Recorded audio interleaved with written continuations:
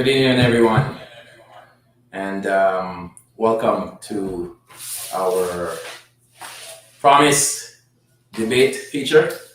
We are here to host the debate between the candidates for the Northeast St. Anne by-election that is coming up this Monday, September 30th. I see we have Chris Neal here. Good night, Mr. Neal. And good night. So good night, everyone. How are you? How are you, Mr. Neal? I'm good. Yes, I'm good. I'm just got in from work and ready to go. Awesome. That's wonderful. So we should be waiting on one other candidate, one of the candidates made it clear to us that they will not participate sometime recently. So we are waiting on one other candidate for the debate. Before we go on, we'll give a few minutes. Obviously, we don't want to keep the Jamaican people waiting. Thank you, Mr. Neal, for showing up and for showing up on time. I hope that speaks volumes with your personality, your character, your integrity, and what that should mean for you in terms of representing the people of Northeast St. Anne, if given the chance to be elected. So, looking forward to learning more about you tonight, Mr. Neal, and learning more about your perspective and your plans for the people of Northeast. All right. So it's 8:02 currently, and in all fairness to you, Mr. Neal, we won't keep the people waiting much longer. You showed up. You showed up on time. Space is available for two other candidates, and one declined. We haven't heard from the other one as yet, so therefore we are going to take it that perhaps we'll give a few more minutes and perhaps reach out to them. But otherwise than that, I think we should install the Jamaican people. All right. Of Northeast St. Anne for much longer. So we had the rules for the debate. So just in case, I'll go ahead and I'll read the rules. And if you're the only one after that still here, Mr. Neal, then we can go ahead and speak to you and investigate your plans for the people of Northeast St. Anne. All right, so let's develop the rules for the debate. Who have been. Each candidate will have 1 minute for an opening and closing statement, 2 minutes to answer each question, 1 minute for rebuttal, 30 seconds to ask follow-up questions of each other. And the candidates are not allowed to read from notes, make personal attacks, or speak out of turn. To have begun and begin this debate, the plan is to have a coin toss that will determine who speaks first and who speaks last. All right, so it's 9:04, and as I mentioned before, in all due respect to you, Mr. Neal, and for you showing up on time, we're going to begin by asking you a couple of questions. All right. And if the others come late, then we can bring them up to speed. All right, Mr. Neal. Now, I'm pretty sure the people of Northeast St. Anne and the people of Jamaica extensively have been hearing about you. I've been seeing you in the news. I know some of the main networks have been showing you. And how has that been so far? Well, it has been a learning experience. in that we see where some of the media houses deliberately try to color the people's perception of the UIC and try to turn the conversation a certain way to influence the people's views. That makes it all the more apparent that we have a media that is owned and bought out by those persons who don't want Jamaicans to have another choice. So I've always known it, but they made it. A few of them made it very apparent there. But apart from that, every publicity is good publicity. Whether we see it as bad or good, bad publicity is still publicity, and it gets our name out there. So for that, I am grateful that the UIC has been in the ears of people where normally it would not have been. Right.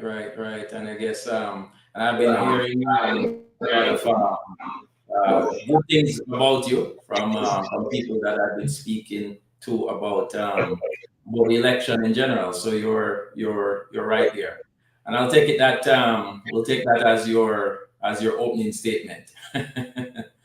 All right, so Mr. Neil, and on a personal level, I've gotten to know you, Mr. Neil, and I have tremendous respect for you, and Thank you. You know, without any form of biasness, I would want to say that you are a good person and you mean well, not just for Northeast St. Ann, but for Jamaica, and I guess that's why you are part of the United Independence Congress. All right, so speak to the people of Northeast St. Ann, Mr. Neil. So 43,827 registered electors, St. Ann Northeast. So in 2020, St. Ann Northwestern, a similar situation happened. 3 candidates, one from the JLP, one from the PNP, one independent. The JLP won the election, 7,821 votes, and the PNP 5,783. The independent candidate, 783 votes. So people have highlighted that the current independent in this Northeast St. Ann race is a past PNP member. Mr. Neil, if you win the race, good for Northeast St. Ann. They will see a difference and see good change. If you come, the question is, if you come second, etc., do you plan to continue building in that community after the election? Certainly. The work never stops. Whether the people decide to support the UIC, whether they decide to choose me as their MP or not, the work must continue. There are still a lot of issues to tackle in Northeast St. Ann. The issue of bad governance speaks in the bad road condition, the poor water access, the fact that the youth aren't engaged and a lot of them have turned to criminal activities. We see a lack of adequate transport in the Great Pond, Warwick area. There's a lot to be done. So I do plan to continue, whether I'm elected or not, and to actually expand the network to find more persons on ground to do the work for the people. Thank you, Mr. There's a little bit of that. I'm not sure what's going on there. But I just want to acknowledge the presence of Mr. Joseph Patterson, the UIC president. I see Mr. Patterson is here to, as is expected, and as always, to support you, Mr. Neil, in the debates tonight, even though you are the only one who showed integrity and respect for the people of Northeast St. Ann to come and have this discussion. So this really should be highlighted. All right, so Mr. Neil, an MP is limited by the ruling government or even the municipal corporations, constituency funds, agencies, and spent through the municipal corporation. So we can only ask you questions in the debate that we are going to call your methodology. So how your way of doing things, or the way in which you would do things. So how would you do things if given the full range, no obstacles? Because oftentimes MPs find themselves in these rural areas mostly at election times. It's an age-old political problem. We've heard the stories. Bad water supply in the exchange division for years. Mm-hmm. Yes. Issues with streets such as Pumpkin Street and so on. Yes. Mr. Neil, your approach to road, water, street light, and the clearing of bushes and so on. Your general approach. No, the reality is that funds for these projects are allocated from central government. Right. No, we realize that over the years, these issues have not been cleared up, they have not been addressed, but we don't hear the MP talking about it at all. We don't hear anything from the MP about these issues. No, as the MP for Northeast Center, I will be advocating, making noise, and fighting for the rights of the people. So through me, the people's voice will be heard, and the people will be encouraged to unite to demand the services that they should be given. They have a right to water, they have a right to good roads, and the people and I will be advocating for that. Now, beyond agitating for and ensuring that the people's views and people's needs are heard by the government, for those projects where the people can exercise self-reliance, then we work together within communities, within groups, because the fact of the matter is civil rights groups, community organizations can do much.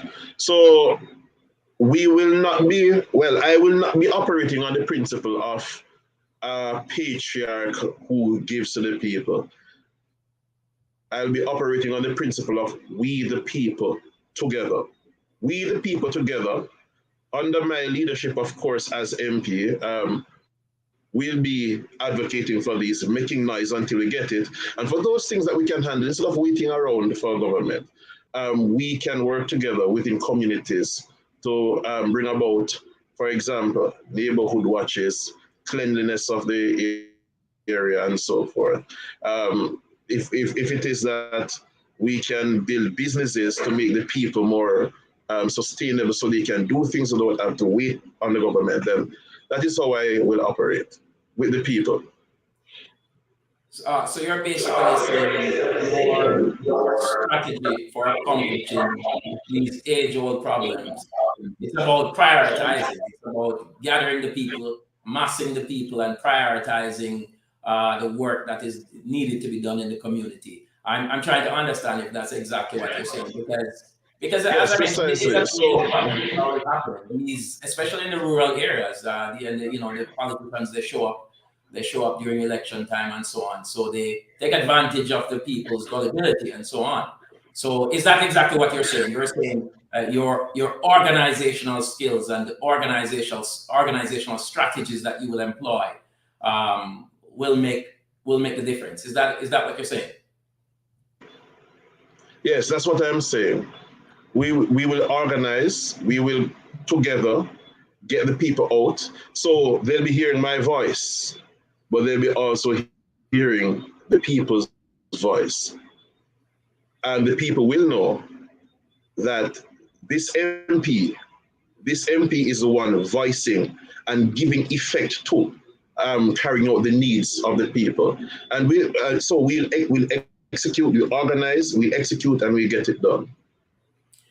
Okay, so just another follow-up. So basically what you're saying is that one of the flaws of these politicians in these communities and these rural areas is that they come at election time, they promise, they make promise, but they're hardly seen again. And in that case, the idea of keeping up to date with the daily issues and the daily problems and the problems that are age old and the problems that have not been fixed for so long. It's basically because they have neglected the people of the community. They show up in Northeast St. Anne during special times, and then they find themselves back in Kingston and they find themselves elsewhere. And that is one of the biggest issues. Case in point, the recent dissatisfaction with the former MP that was there, that was replaced, that is being replaced, or that they want to hope to be replaced by Mr. Samuda, but not if you have anything to say about it, Mr. Neil. Correct? I think you're muted. You're muted again, Mr. Neil. Oh, are you hearing me now? Yes, I'm hearing you. Okay, great. Great. Yes, exactly. MPs are missing in action for the most part. And this is part of the system design, because when MPs, even if they want to represent the needs of the people and lobby in Parliament, what happens is that they cannot go against the party's ideals. They cannot go against the party's wishes. And the fact is that these parties are controlled by their funders. Now, if the MP for any of the two main parties wants to empower the people, those who hold the reins and control and fund these parties do not want the people to be empowered, else they would lose the power and the hold that they have over the constituents. So when they say, yes, we promise you this and we promise you that, it goes to Parliament, then party politics comes into play. And a part of that is the best interest of those who own these parties. Also, the MP has to keep in line with what the Parliament as a body wants. So and the Parliament is composed of two sides that are really one and the same, really. They might have different ways of going about things, but they all want the same thing. They're achieving the same thing. So what happens is that when the MP goes to Parliament and lobbies, and what might happen there is that it might not be, the answer might not be what the people want, but the MP can go and tell them that. No. And so the people don't hear from them. They don't know what's going on. They don't know the workings of Parliament. No, I am not constrained by any such thing. UIC is the people's party. It's a platform for the people and will continue to be so. So if I go to Parliament and I lobby for such, whatever the answer is, the people is going to hear it, and we will keep talking, we will keep advocating, we will keep reaching out to different groups that will get the problem solved. So this is not the hide and hush because Master said the people don't care have this. So this will be a different way of doing things now. Thank you for that, Mr. Neil. Okay, well, in keeping up with the can't go back and tell the people themselves, I want to give you an opportunity here to address an issue. So early on TVJ, or in a TVJ interview with you, you mentioned that if the representation of the people was important to the government would have ensured that all levels of the people are being represented. You mentioned phrases such as political trickery, manipulation of the system, and you also mentioned that the people will have a voice now to choose to stand against corruption. Mr. Neil, the Prime Minister, by some, has been accused of the same political trickery and manipulation of the system that you're talking about. The Prime Minister mentioned in response to why the other vacant seats have not had by-elections, he mentioned that it is only that the case of this by-election is the first to be called, but others, he mentioned, will be called within months, says the Prime Minister. So as I mentioned, some have accused the Prime Minister of stalling these elections to have his people make grounds, make way on the grounds, and to infiltrate the grounds before any elections could be called. Now, do you, Mr. Neal, consider, let's consider if this is true, this as a form of the political trickery and manipulation of the system that you are speaking of? Precisely, it is a form of, it is political trickery. It is manipulation of our electoral process and abuse of the power that is invested in him by our faulty laws. This should not have been, we should have better checks and balances. But that aside, this is obviously a case of the government through the Prime Minister seeking the opportunity to put a candidate in the seat, and at the same time ignoring those seats that have been vacant for so long. Now, who is in Parliament speaking on behalf of the people of South Trelawney? When they have their issues, who do they go to? No, we have an entire constituent of people lacking representation in Parliament for over a year. And the same thing with the divisions in Morant Bay and so forth. No, we see here a neglect of the people's right to be represented. We see a neglect of considering the best interest of the people, because if the Prime Minister rather was considering the best interests of these people, then a by-election would have been called for these divisions and constituencies so that the people will be represented. No, obviously, these people, well, the implication is that these people are less important than the people of Northeast St. Ann. And why is that so? That it begs the question, why is it that after what seems to be a manipulated resignation, within 24 hours, an announcement of a by-election is made? Why this seat? Why no? What about those seats that were vacant for over a year and over 90 days in case of the divisions? And instead of calling a by-election for the divisions, the Prime Minister amended the law so that they could stay longer with the representation. This is abuse of the system. This is abuse of the people's rights. This is abuse of the people's right to be heard, to be represented. But for their own benefit, they are putting in a candidate in Northeast St. Ann and have vacated, so that the seat of the Senate can be vacated. For what ends? I hope the people are paying attention. All right, so Mr. Neal, just to continue on that point a little bit.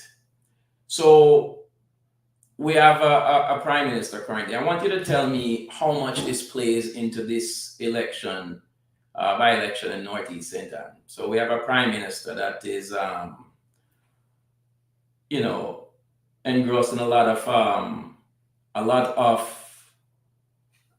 I don't want to say scandal, but a lot of accusations currently going on, and everybody knows exactly what we're speaking about. We have a Prime Minister that when he was running for the leadership of the party against Mr. Audley Shaw, Mr.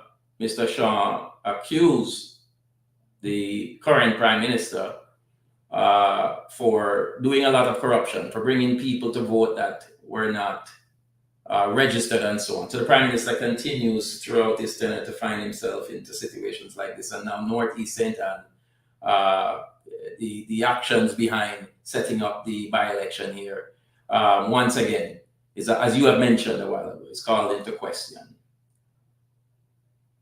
What does this, how should the people of Northeast St. Ann, because we're in a parliamentary system, but at the end of the day is, winner takes all. First to the poll, first to the ribbon takes all, and the leader of that party essentially becomes Prime Minister.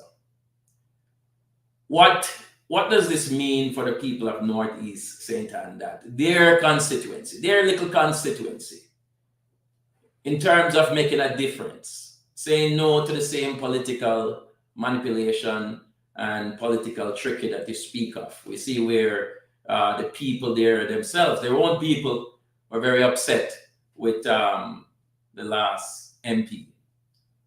Speak to the people of Northeast St. Anne. How does voting for Chase Neal change the narrative of these ugly situations that we so often find ourselves being involved in Jamaican politics?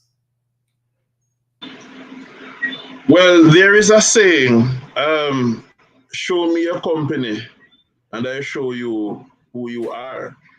And we do know another saying that says, silence means consent. But we have something that is even more worrisome, because the JLP senators and MPs have been not only silent about the corruption, well, the alleged corruption, and all these allegations going on, and even the Prime Minister's failing to take the step that would have shown his integrity and told the people of Jamaica that he was being investigated, rather than acting as if everything was okay. We see that the JLP MPs and senators are standing with the Prime Minister. So they're in company and in cahoots with corruption. Now, in Northeast St. Anne, we see the effects of corruption. I just passed through today, and even so close to the by-election, there is not even any attempt to cover up the ghettoization of the capital of St. Anne's Bay. Right next to government buildings, there are people's dwellings falling over. There's garbage, there's dirt, nastiness everywhere, sewage running nearby the parish council itself, nearby the parish court. In Ocho Rios, a tourist town, we see garbage piled up beside the market, beside business buildings. We see close to the towns, communities with no roads, no water. All of this is a result of corruption. Corruption steals our tax dollars so that we, the people, don't get the best service. Now, for all the residents of Northeast St. Anne who have been voting for the JLP, and before that for the PNP, before the late Miss Robinson, these situations have persisted. Whether the people love the MP or not, the fact is the quality of life of the people have not improved. And Jamaica is not a poor country. So what has been the problem? Corruption has been stealing our dollars so that our tax dollars are not being used for the betterment of we, the people, the citizens, the constituents in Northeast St. Anne. Your life is the way it is, not fulfilling, not going towards your development. Why is it that so many of your young people are scamming? Why is it that for the students for Breadnut Primary School, you cannot go to school? You have to late for shift every day because there's no good transportation system. And this has been happening for over 80 years. This is not a new problem. But JLP and PNP have been there all the time. Why is there not enough money in a parish that is known for tourist resorts, that is known for bauxite, which is, and this is not a support of bauxite, by the way, but I just want to point out that Jamaica is now the 8th highest producer of bauxite in the world. Before that, we were the 5th highest producer of bauxite in the world, which means that St. Anne, that has so many bauxite plants, should be making a lot of dollars. But none of this trickles down to the people. This is because of corruption. Now, the Prime Minister, by his actions, have shown just how corrupt he is. And we are not, we don't have to wait for the results of the investigation to know that the fact is that the Prime Minister has been investigated for since last year, according to the reports, and by all indications, Jamaican people thought that he was okay, he was well off, and there was no indication to the people that he knew that he was being investigated. In fact, he denied some of the allegations. So this is corruption. And we know corruption thief tax dollars and rob the people of the life they deserve. No, the MPs and the senators have stood with him, which means that any candidate coming from that party is bound to be corrupt. If they are elected, corruption will reign wherever they are. They can't hide the corruption like that. How will you stand with somebody when you're not yet representing the people? Stand with the corruption then when you actually have control now over the CDF and over how the tax dollars are spent. What will you do now that you have that? So is it going to be a continuation of the same depravity in Northeast Centre? Or will it now become worse? No, I am here to say that the UIC does not stand for corruption. And I can be talking right now, and if it is that you might say I might fall the same way, if I can assure you, if Chase Neal is supposed to get corrupt, then the UIC will kick him out. Mr. Patterson kicked me right out, and it does not have to wait for him either. Mr. Nelson would get me out of it. The Uniters do not stand for this.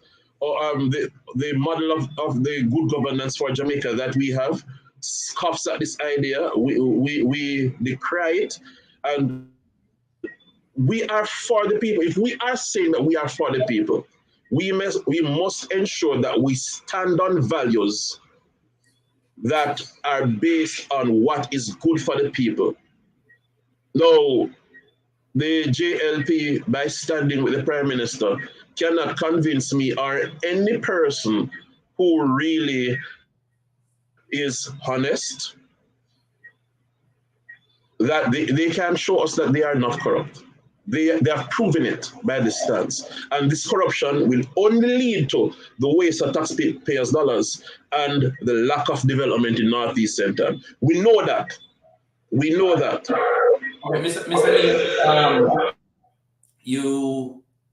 you made some good points there, and I just want to have a double-fold follow-up because you mentioned for certainty, and it is a good point. You mentioned that if all of these corruptions are going around, and there is a candidate that represents the political party that is flagged with all of these corruptions, what makes us think beyond that candidate's scope that there will be much difference in terms of corruption or involvement in corruption? And yes, oftentimes we accuse the Jamaican people of being gullible and so forth. And in some sense, we see where politics and political trickery can manipulate, as you said, and can influence some people. We've seen in some divisions in St. Elizabeth where in the past, whether they are labor rights or PNP, they get mad. The people get mad. The people come together. The people pull their strength and they come together and they say, well, if this don't change, whether I am green or whether I'm orange, I'm voting for the next one. We see where they were intolerant of the last MP Northeast Centre and the action. So the people do have a collective spirit. And I want to say this, not just to you, Mr. Neal, and not just to Northeast Centre, but to the entire Jamaica. We oftentimes talk about our track and field legends or musical legends and so forth. And Jamaica is a special country, and everybody knows that globally. One of the most beautiful things that can happen to Jamaica is the idea of us breaking that glass of political tribalism, of partisanship, and to see another party or another party's candidate other than these two established parties breakthrough. Can you imagine, Mr. Neil, the global recognition that Jamaica would receive for this? And I hope the entire Jamaica is hearing. Can you imagine, Mr. Neil, how proud as Jamaicans we would be? Speak to the people, Mr. Neil, on that concept and that issue. What have you said to the people, or what will you plan to say to the people in the future about that? About the idea of their collective spirit, and that if they were to accomplish something, Mr. Chase Neil was elected Member of Parliament for Northeast St. Anne, the impact that that would have on Jamaica. Speak to the people, Mr. Neil, about that. No, the people are of the view that no party can win any election unless it's JLP or PNP. Unless it is the JLPNP, and that is how I categorize it, because really, in fact, whether it's the green or the orange is the same thing. They might have different faces or different methodologies and different ways of talking, but it's the same thing. Now, if we, the people, are serious about wanting better for ourselves and we elect the UIC, this will be a shock to the world. Why do I say that? Now, electing Chase Neil as MP for Northeast St. Anne will show to Jamaicans that indeed there is a chance for us to really, as a people, make our voice heard instead of the voice of the colonizers that is being expressed through the JLPNP. Now, I recall a meeting we had with the ECJ when there were some people from the Commonwealth, and they were shocked at UIC ideas because they were not even, and these were people from countries all over Commonwealth, in the UK and so forth. Even they themselves subscribe to this partisan model. Now, if UIC wins the seat, then it paves the way for UIC to win government in general elections. This will create a Jamaica that is no longer divided along party lines. Because I don't like the party system, you know. I might be a part of the UIC, but I'm a part of the UIC because the UIC wants to create a non-partisan constitutional republic, a governance system where being a member of a party does not feed into how you're selected to become a member of the government, a government minister, and other political officials. Now, what we are going to find when the UIC becomes the government of Jamaica is that this person against person thing, because you over this side and I'm over that side, that will be cut out.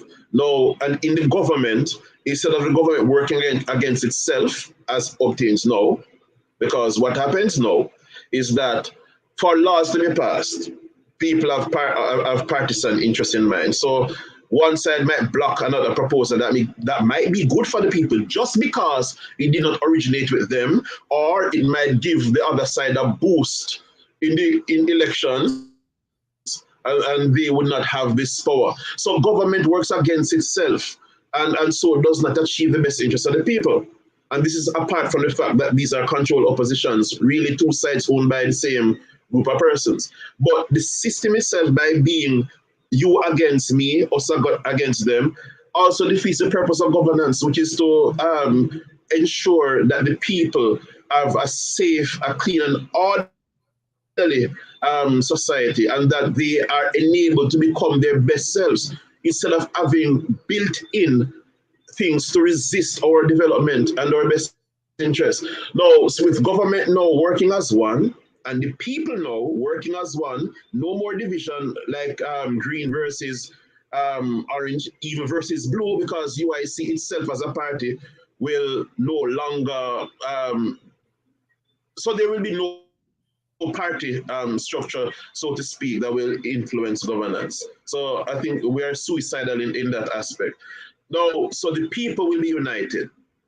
even the class system will be leveled, because now everybody will have access to good education, good healthcare, and not only rich people alone are going to afford the best education for their children. It's not only rich people alone going to afford the best possible healthcare. It's not only rich people alone going to afford good housing. Instead of the, why I don't know how people live in those conditions in Northeast Center, in the capital. You have houses come like termite, we eat it down and make it drop down on the people. And these people are voting for the two colonial parties. Anyway, so voting UIC will ensure that even the class system is leveled so that the people truly become one. No more classism. You're going to look down on somebody or deny somebody opportunity because they come from a certain place. If you have the qualifications to get a certain job, then your class will no longer, or your class barrier will no longer exist under UIC governance. So now, with the people being united, no more division through class, no more division through political party. Now the system works for people. Now you have a higher quality of life, because whether or not you are working top dollars, you have good food, good nutrition, nobody's starving. None of the food that is killing our poor and middle class people, but they have access to good food just like the wealthy.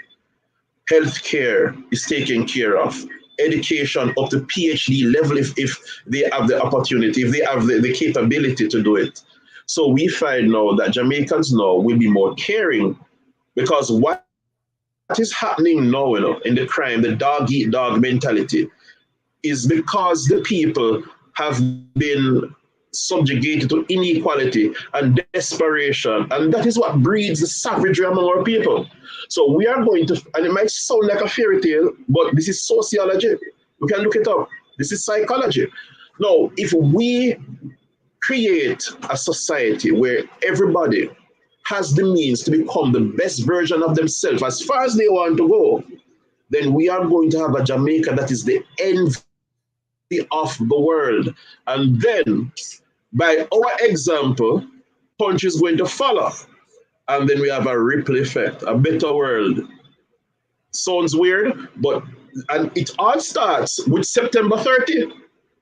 It starts with September 30th. It starts if we come together and elect the UIC September 30th. It opens the door for the UIC to be elected in general elections.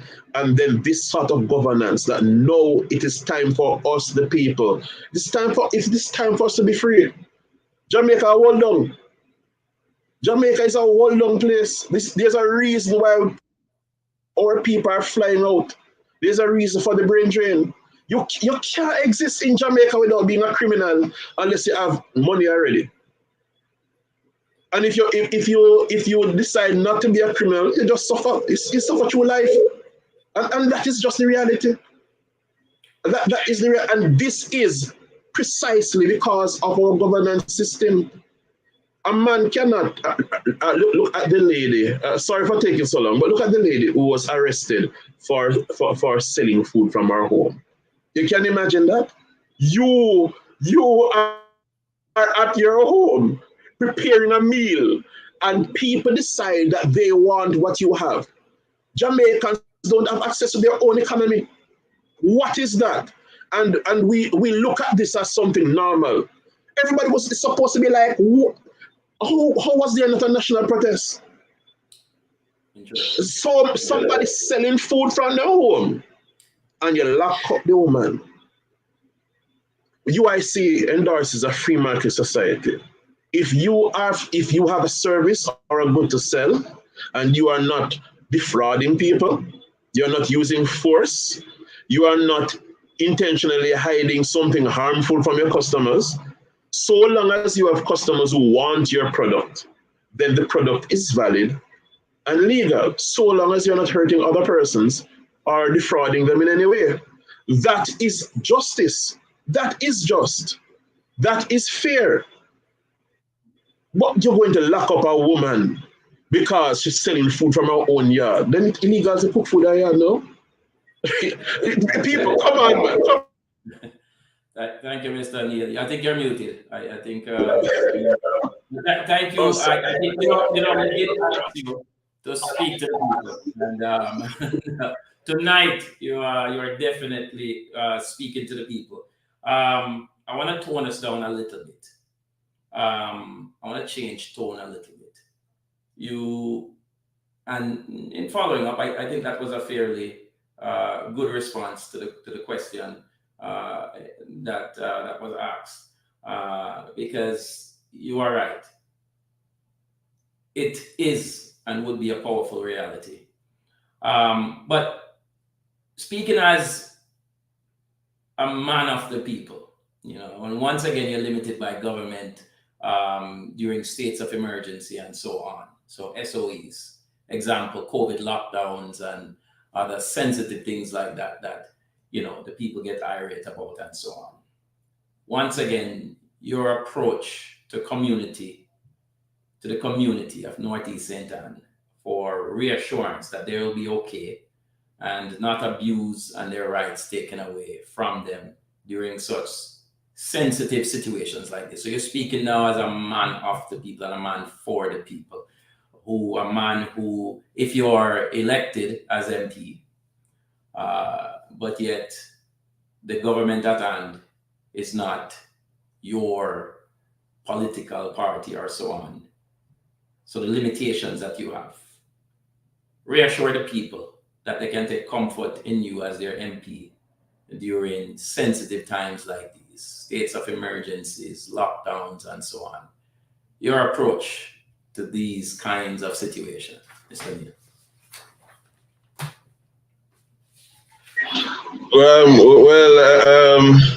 I think I would have to be locked up like Mr. Patterson in 2021, because the reality is, that the government is controlled and bought out. It's really a money game. So the people would have been subjugated during that time. But should it happen again, where the government, for its own benefit, the members hold down society, restrict their inherent freedoms, then as the same principle that the UIC acted on in 2021, where we said this is wrong and we spoke against it and we stepped out against it, that would be the right thing to do, and that would be what I would do. I would rally the people, give them the information, because what was happening and what does happen in times where the government tries to take away or abuse our civil liberties and human rights is that they restrict the information that the people get through the media, which is also controlled by the same people who control the parties that comprise government. So the people are miseducated into thinking that giving up their rights is the right thing to do. Giving up their human their human freedom and sovereignty is the right thing to do.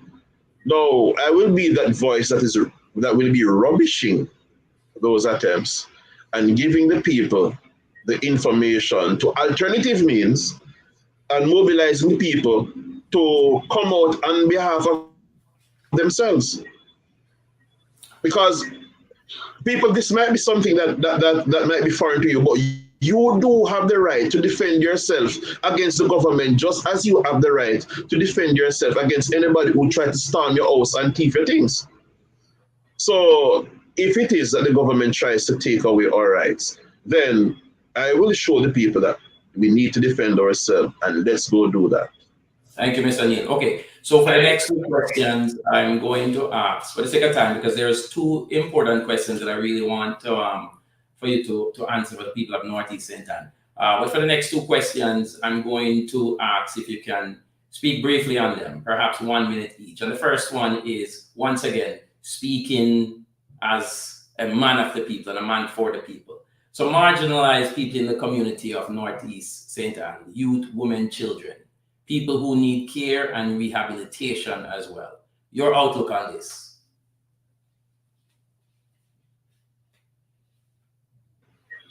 My outlook or my recommendation? All right, so the fact that there are people who are marginalized is also a result of bad governance, and we as a community need to mobilize on their behalf.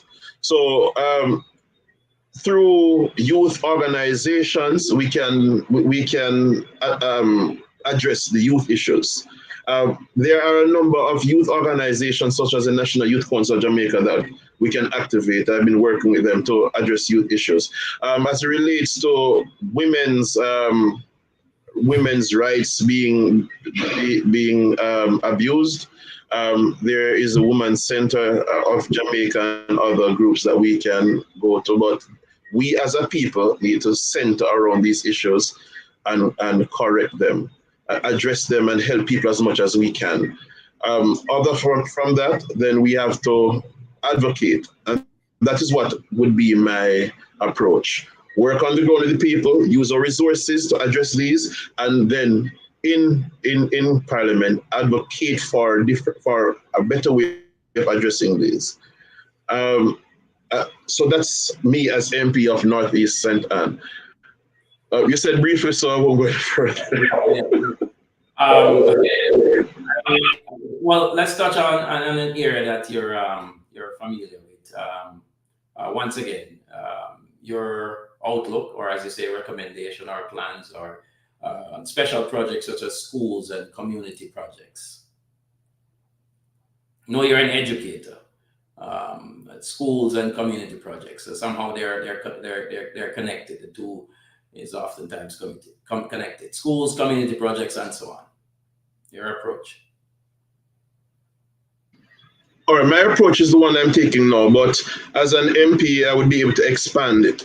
Now, I have been for over 21 years an active youth organization member in the Cadets, for a brief time in the Scouts, for church-affiliated youth groups, police youth clubs. I'm active on the ground every week, mostly in St. Mary and in Portland. And now, I used to be in Center. Now I'm restarting those initiatives in St. Ann, where the youth are engaged to. Because the reality is when we have youth who are not affiliated to something productive, then they go to what is not productive or what's not good for them. So it would be more of the same, and using my resources to expand my reach and to get more persons involved in serving for youth development, whether it's cadets. Recently we partnered with the 4-H program, so we're combining both programs now through the agriculture and leadership development, the character development, to really more options for young people. So it will be more of the same. Church and other religious institutions, I would use those also to maximize our effect in the community. As it relates to education, now, we cannot just leave education to the government. They're doing a very poor job of it. It is disgusting. It is disgusting when over 70% of our young people fail to achieve 5 subjects with maths and English. That is unacceptable. And what I have been doing is a program in collaboration with the CPD, that's the Continuing Professional Development Organization in the United Kingdom, and the CVQO, the Cadets Vocational Qualification Organization, to get youth certified through doing. So as part of youth groups, we have them involving themselves in skills that develop their teamwork, their communication, and it's not through sitting in the class and listening to teachers droning on. Through activities, they actually learn skills related to academics. Last year, we passed out 17 young people through this program from Central and Western St. Mary. No, I've heard people say Heart has the same program, but Heart is part of the same failing education system. Heart is not turning out good graduates. And so we, the people, cannot just leave it to the government. So I have been involved in partnering with other organizations outside of Jamaica that use a practical method of getting our young people certified. What I would do is expand this program, given the resources as a member of parliament in Northeast Centre for the benefit of our young people. Can you highlight for us by certification? The certification is, well, there are two certifications that the young people get through the program. One is called CPD, that's the Continuing Professional Development. It is actually accepted in Jamaica. Jamaica Stock Exchange has a learning system that's based on the same model. It's accepted worldwide. It is like Heart from the UK. So it's similar. It's a similar program to Heart NTA. That's open to adults as well as youth, and it has the same level of acceptance worldwide. The other qualification is it is a diploma, the BTEC, that is on par with, it is equal to 4 GCE subjects. So these are qualifications that are recognized worldwide. There is also an NT-VET one that comes from the City and Guilds program through the CBQO program that we're partnering with. So I know you said partner. What exactly do you mean?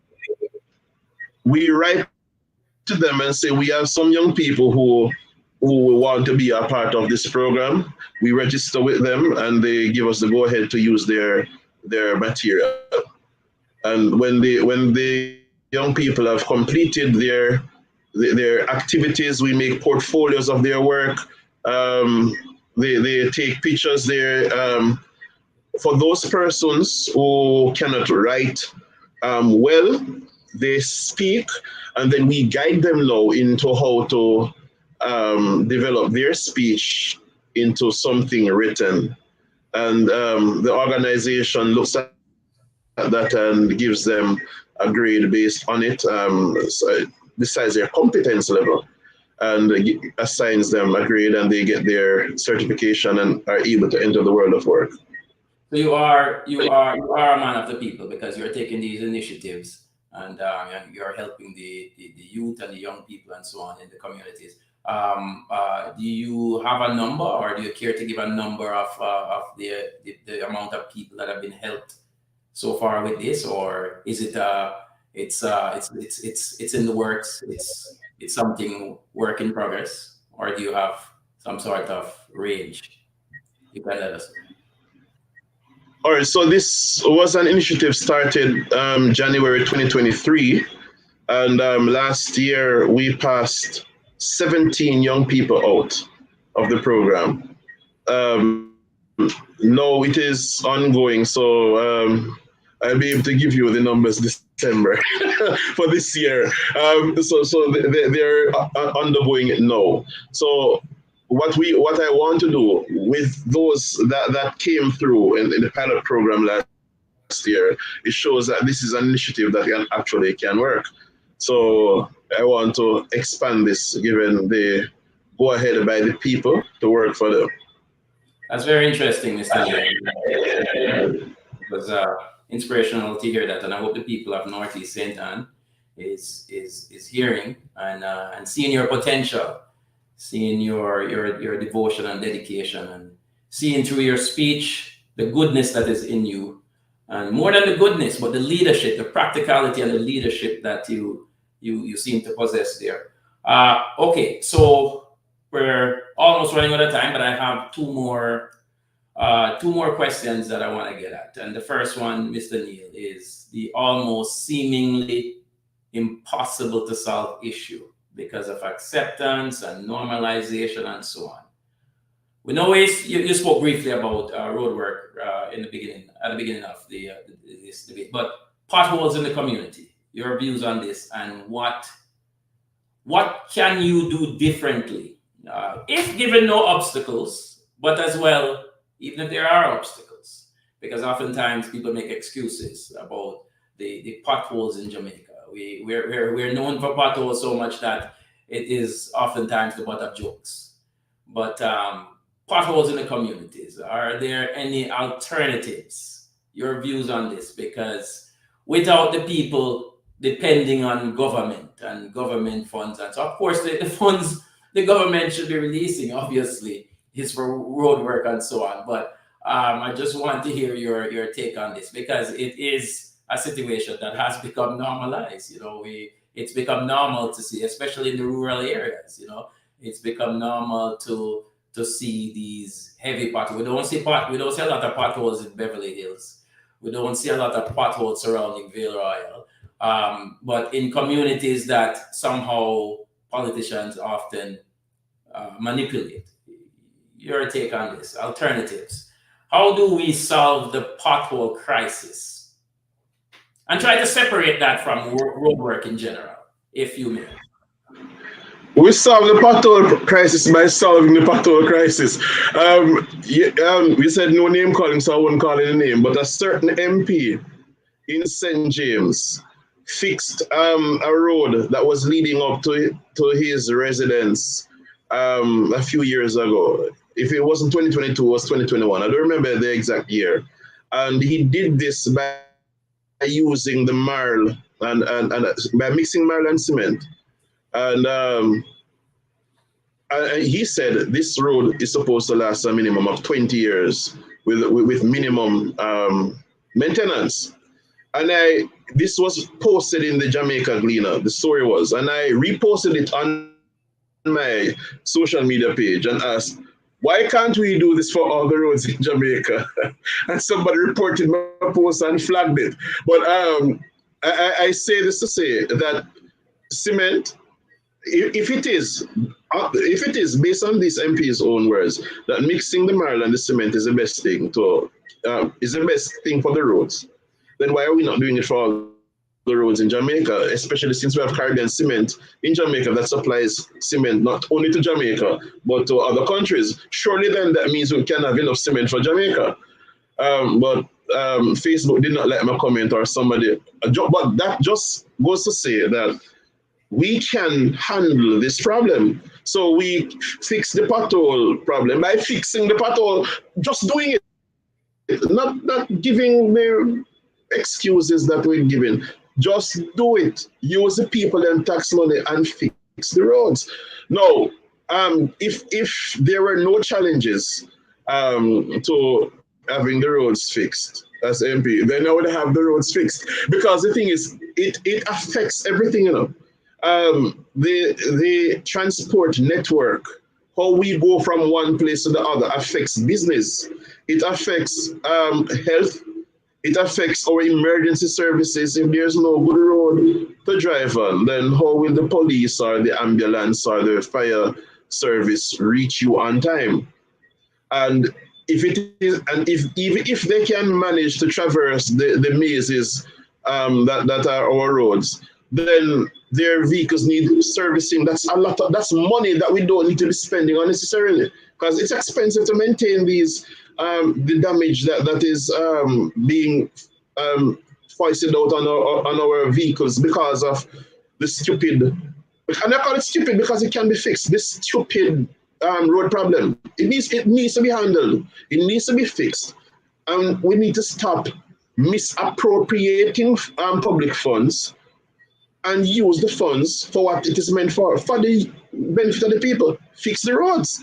Now, what would happen if there are challenges? Same like what I'm doing. We need to fix the road. We don't have the people, the money and teeth, fix the road. So it would be a case of lobbying. Now, there is certain leeway that what are they called again? The parish development committees, the PDCs. These are civil formations from community youth, community clubs, NGOs, parent, teacher, different associations within a community. Different groups can come together for it's called community development committee, and the community development committees in a certain area comprise the development area committees. The structure is there now through SDC, and then a group of DACs in the parish come together to form the parish development committee.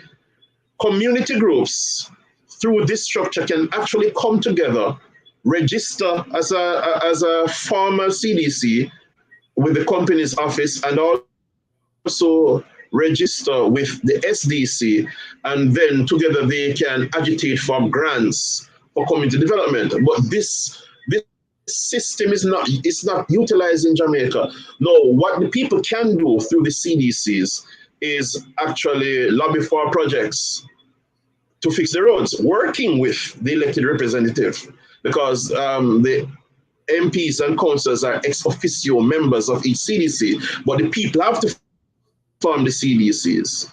Now, I've been agitating for a CDC to be formed in my community, but the people political, they make it all about JNP, PNP. We just can't unite.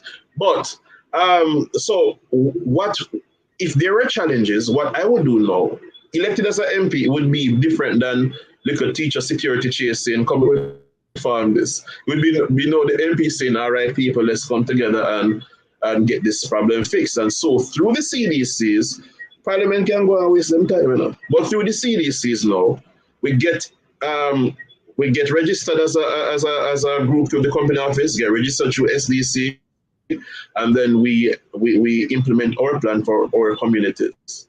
I love that, Mr. Neil. So that's how. I love that, and I think we can send this to CVM and TVJ for the soundbite of the week. You fix the potholes problem by fixing the pothole. Is that how I go? You fix the pothole by fixing the pothole. Soundbite of the week. All right, Mr. Neil. I have one final question for you, and then we can sort of wrap it up. But so Ocho-Rios, one of our main tourist areas, part of the Northeast St. Ann constituencies, third largest elector base in the polling divisions, I think. Yeah, mark me if I'm wrong.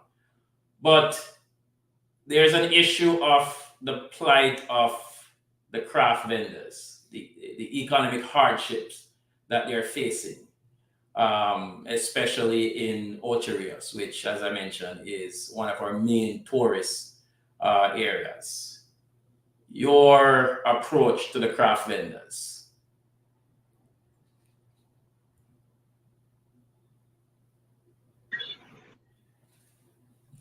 Approach as my father.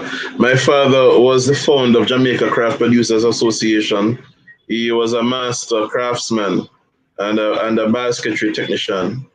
No, he agitated for the craft vendors to be intimately tied to the tourist sector, that is, to the hotels, so that instead of hotels importing craft items, because they do that, you know, they instead of using our local craft producers, they import from overseas these all-inclusive resorts also.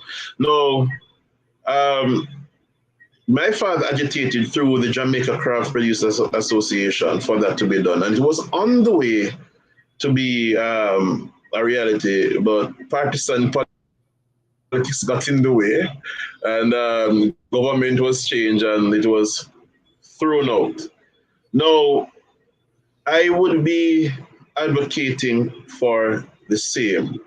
Now, and with the power of social media, whether that part advocating for no, the as an MP, the voice is different than as a local craftsman. Advocating in Parliament for this to be so, and having the people behind me for them to be given that respect, because Jamaica's craft quality is much better than the frail counterfeit things that they import. Now, apart from that, though, through the power of social media, what I would teach our craft vendors is to sell through online platforms. So they're not restricted just sitting down in the marketplace and waiting for somebody to pass by and purchase their craft. They can also utilize the power of Amazon and other online resources, so that and we use that we use social media such as TikTok. TikTok is like the in thing when it comes to advertisement now. Everybody's on TikTok, so they create their online market space and advertise through social media. We form a group of the craft producers. For the purpose of the craft producers, that will ensure that this remains viable for them. So through these two methods, advocating for the tourists to actually buy directly from Jamaica, make it a tagline, make it exciting, make it so that tourists, when they come down to Jamaica, they don't want those cheap things. We advertise buy directly from the craft persons.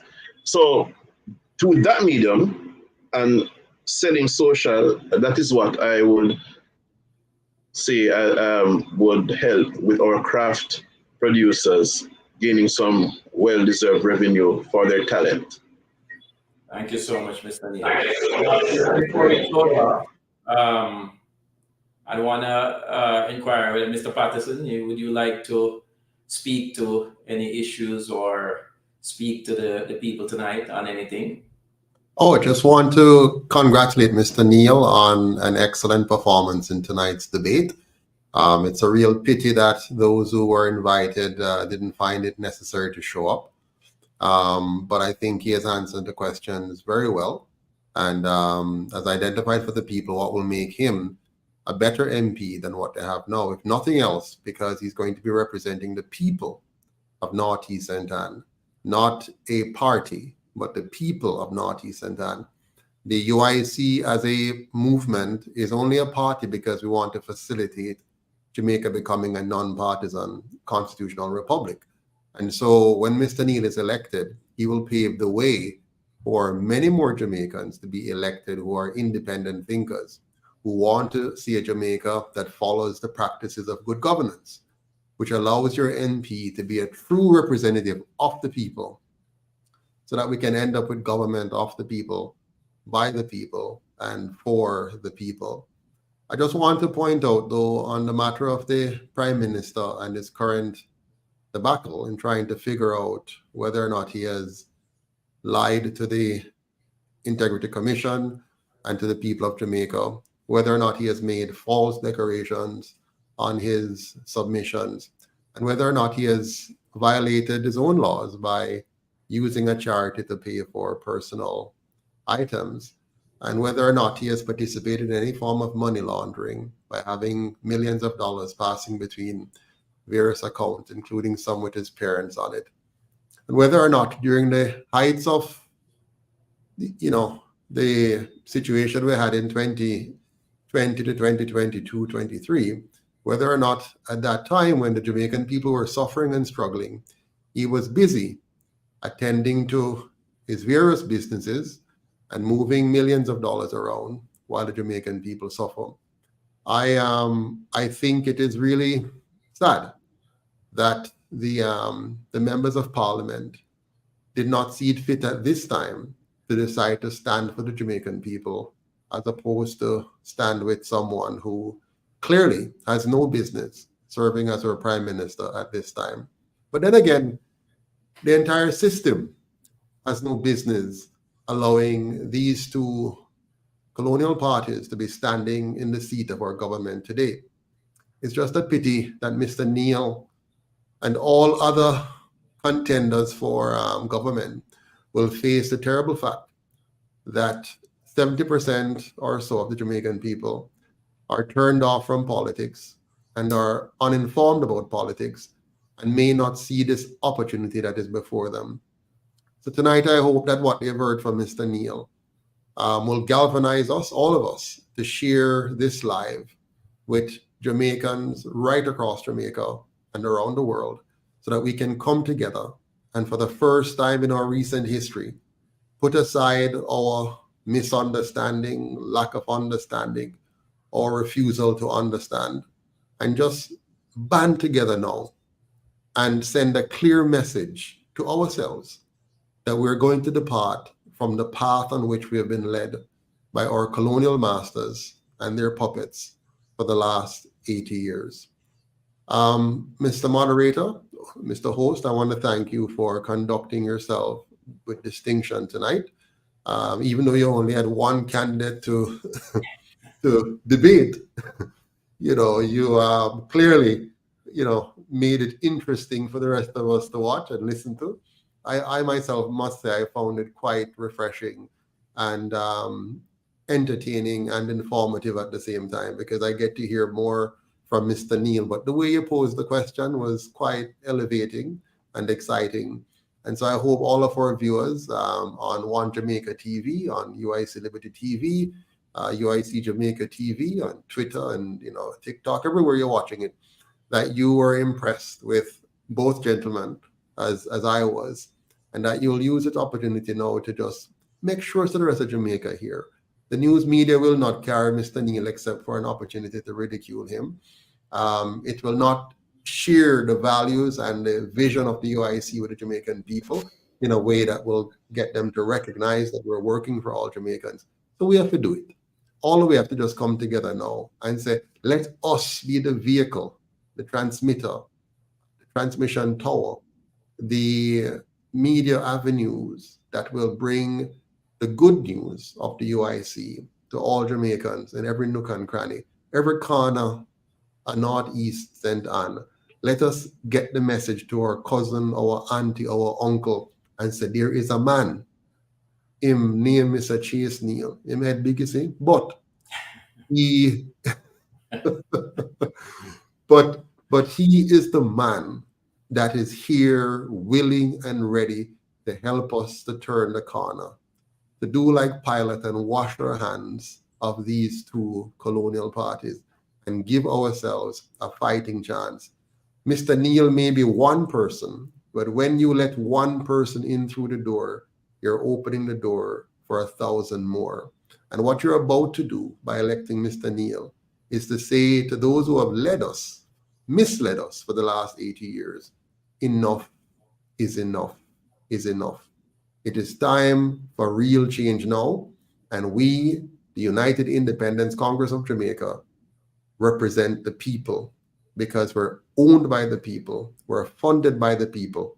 And on that note, I want to remind you that Mr. Neil needs your donation to be able to go door to door, to be able to go from community club to community club, from church to church. He can't do it without your help. He needs gas, he needs data, he needs refreshments. We have to pay some 160 or 70 persons to act as indoor agents to secure the vote, to ensure that every vote that comes in is properly counted and that any vote for Mr.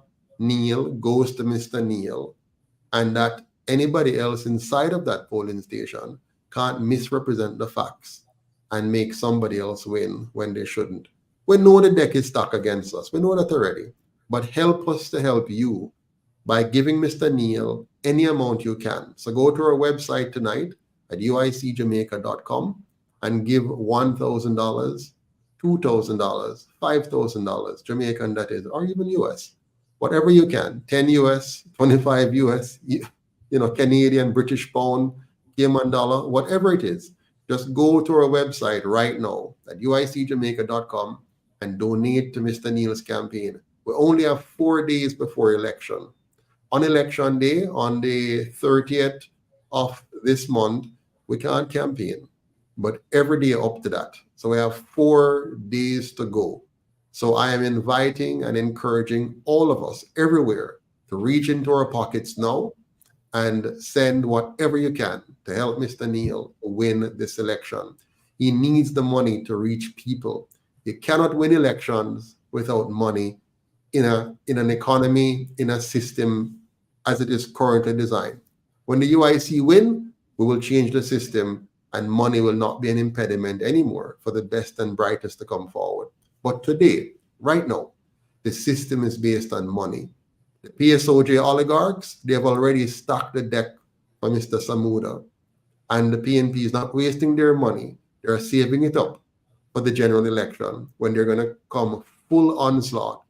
But you have a chance right now to fund the people's candidate. And the way to do that is to donate. If you don't want to use the website to do so, go to our WhatsApp number, 876-298-0813. I think, Mr. Neil, as I call 298-013, right? Check it out. 293-0812. 293-0812.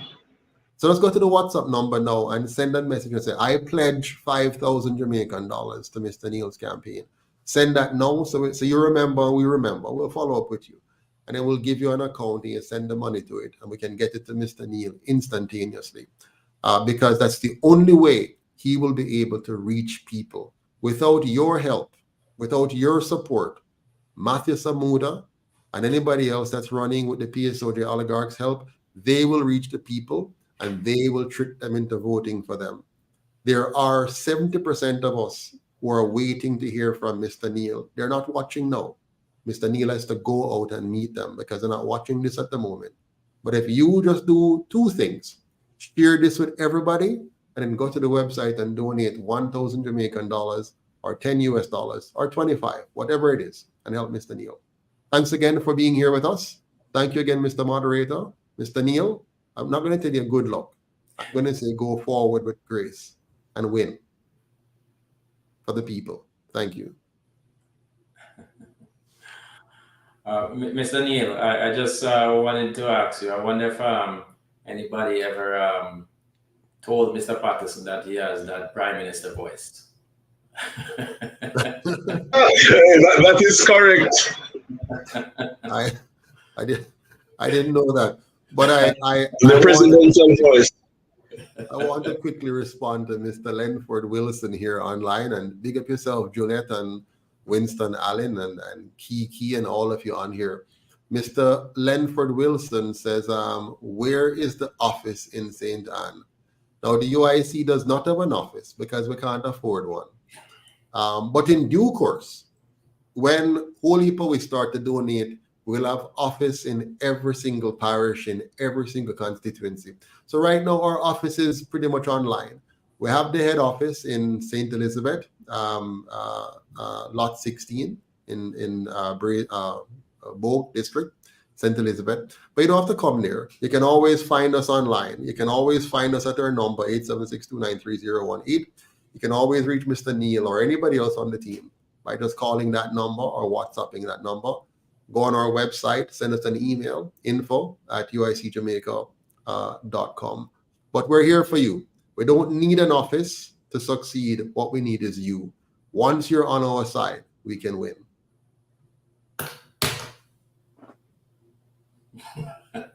Gentlemen, it was a pleasure. I truly enjoyed it. Thank you. Take care. All the best. One Jamaica, stronger together. Awesome. Have a good night, everyone. Good night. Take care. Good night. Good night.